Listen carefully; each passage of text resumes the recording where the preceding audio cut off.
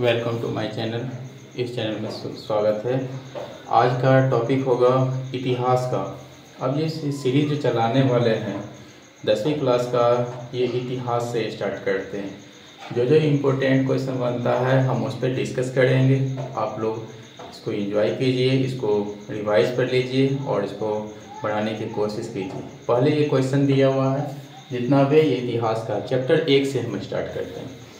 प्रत्येक का जितना भी प्रीवियस ईयर का क्वेश्चन होगा वो हम बनाएंगे, वो हम मतलब बार बार बोर्ड पर लिखेंगे और उसको रिवाइज कराएंगे। तो आइए देखते हैं, पहला क्वेश्चन देखते हैं इतिहास का। पहला क्वेश्चन है, देखिए, सन 1870 ईस्वी में फ्रांस और प्रसा के बीच युद्ध कहाँ हुआ? देखिए 1870 ईस्वी में फ्रांस एक देश है, फ्रांस की राजधानी पेरिस होता है, और प्रसा के बीच में जो युद्ध हुआ था वो कहाँ हुआ था? तो ये हुआ था सेडान में हुआ था। कहाँ पर हुआ था? सेडान में हुआ था। सेडान याद रखिएगा। अब देखिए किस युद्ध के बाद जर्मनी का एकीकरण होता है? जर्मनी का जो एकीकरण होता है किस युद्ध के बाद हो जाता है?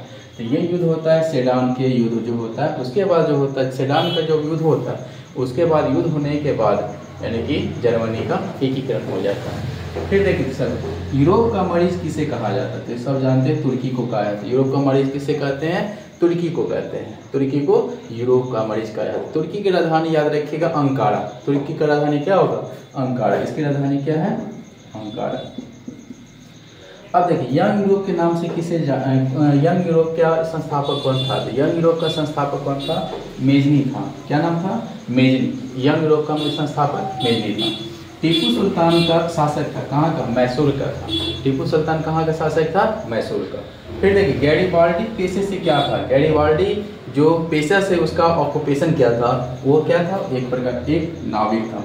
तो इस प्रकार का ये 6 क्वेश्चन है, इसको रिवाइज कीजिए। प्रीवियस क्वेश्चन है, ये बुक का है और यानी कि जो बुक से भी रिलेटेड है और प्रीवियस क्वेश्चन है, इसको बनाइएगा, आपको फायदेमंद है।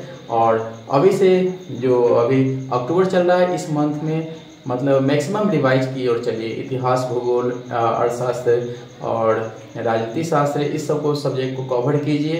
उम्मीद करते हैं ये सब भी अच्छा हो जाएगा। जिनको और ज़्यादा विशेष समझना है तो मेरे कोचिंग पर आकर ये पढ़ सकते हैं। यहाँ पर ये बैचेज चलता है इतिहास का। फिर से स्टार्ट कर सामाजिक विज्ञान का 10वीं क्लास का वो हम स्टार्ट कर रहे हैं। उसमें इस सीरीज का रहेगा 2 से 3 महीना में हम फिनिश कर देंगे। अभी जो मतलब अक्टूबर चल रहा है, नवंबर दिसंबर 2 महीना में हम उम्मीद करते हैं। अक्टूबर नवंबर दिसंबर 3 महीना हुआ।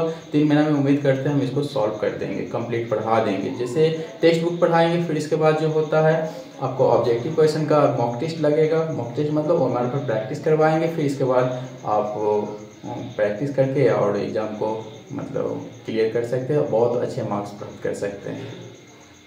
इस बात को रखते हुए यहाँ पर विराम देते हैं। Thank you for watching.